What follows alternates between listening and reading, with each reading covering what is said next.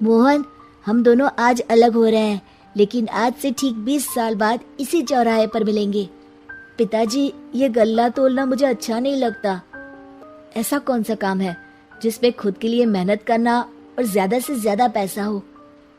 चलो, एक दिन मेहनत की, अब बाकी के महीने राजा बनकर गुजारेंगे। मैं भी पागल हूँ, किसे 20 साल पहले की बात याद होगी। किशन और मोहन दो जिगरी दोस्त थे। दोनों ही साथ पले बड़े और साथ ही पढ़ाई लिखाई भी की, लेकिन स्कूल के बाद दोनों अलग हो जाते हैं। मोहन, हम दोनों आज अलग हो रहे हैं, लेकिन आज से ठीक 20 साल बाद इसी चौराहे पर मिलेंगे।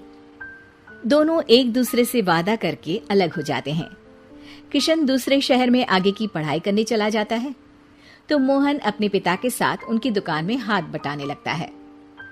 पिताजी, मैं भी किशन की तरह दूसरे शहर में पढ़ने जाना चाहता हूँ। उसके पिता एक शराबी इंसान थे। अरे बेटा, तू क्या करेगा शहर जाकर? अरे पढ़ाई करने के बाद किसी के ऑफिस में नौकरी है ना। अरे वो तुझसे ढेर सारा काम करवाएगा और बदले में 4 अठन्नी पकड़ा देगा। तो राजा है राजा, अपनी दुकान में बैठ बच्चा। पर पिताजी, ये गल्ला तोलना मुझे अच्छा नहीं लगता।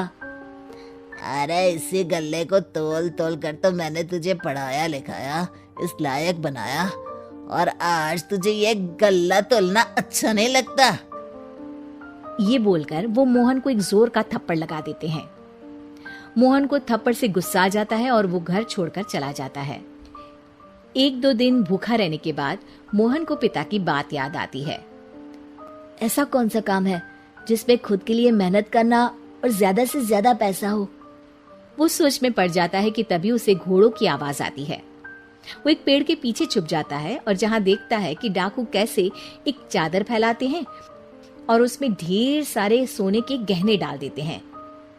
डाकुओं का सरदार बोलता है, चलो, एक दिन मेहनत की, अब बाकी के महीने राजा बनकर गुजारेंगे। सारे जोर जोर से हंसकर वहां से निकल जाते हैं। अरे वाह, ये तो सच में बड़ा ही अच्छा बिजनेस है। फिर क्या था, मोहन ने छोटी मोटी चोरी का काम शुरू कर दिया। कभी किसी की चेन खींच लेता तो कभी किसी की पॉकेट मार लेता। उसे इस काम में मजा आने लगा। वाह, ये तो अच्छा काम है। पिताजी ठीक कहते थे, कुछ नहीं रखा पढ़ाई लिखाई में, सारा वक्त पढ़ो, फिर किसी और के लिए काम करो, और महीने के अंत में वो पकड़ा देगा 4 अठन्नी। ना बाबा ना। धीरे धीरे समय बीतता जाता है और मोहन जाना माना चोर बन जाता है। लोग उसके नाम से कांपते और कोई भी पुलिस वाला उसे पकड़ ही नहीं पाता। सभी उसका चेहरा पहचानते, लेकिन वो कहाँ रहता है ये किसी को पता न था। फिर एक दिन वो भी आ जाता है जब मोहन को किशन से मिलने का दिन याद आता है। ओह, 20 साल बाद आज ही का दिन है जब मुझे अपने यार किशन से मिलना है। और फिर वो उस शहर में जाता है और चौराहे में खड़ा हो जाता है। काफी समय तक वो अपने दोस्त का इंतजार करता रहता है, लेकिन वो नहीं आता। मैं भी पागल हूँ, किसे 20 साल पहले की बात याद होगी। कुछ देर इंतजार करने के बाद वो वहां से जाने लगता है कि तभी सामने 2 पुलिस वाले आ जाते हैं और उसे गिरफ्तार कर लेते हैं। मोहन को आश्चर्य होता है कि उन लोगों को मोहन का पता कैसे चला। अब सुनो, तुम लोगों ने अब मुझे पकड़ ही लिया है, तो क्या मैं जान सकता हूँ कि तुम लोगों को ये कैसे पता चला कि मैं यहाँ आने वाला हूँ? उसमें से एक पुलिस वाला मोहन को एक लेटर देता है। मोहन लेटर खोलता है जिसमें लिखा होता है, मेरे जिगरी दोस्त मोहन, मैं जानता था आज दुनिया यहाँ के वहाँ क्यों ना हो जाए, तुम यहाँ मुझसे मिलने जरूर आओगे।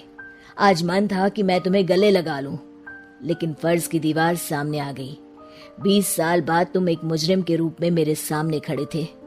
माफ करना दोस्त, देश के प्रति मेरा फर्ज मेरी दोस्ती के आगे छोटा पड़ गया। मोहन की आंखों में अब आंसू थे। वो चुपचाप वहां हाथों में हथकड़ी बांधे चला जाता है।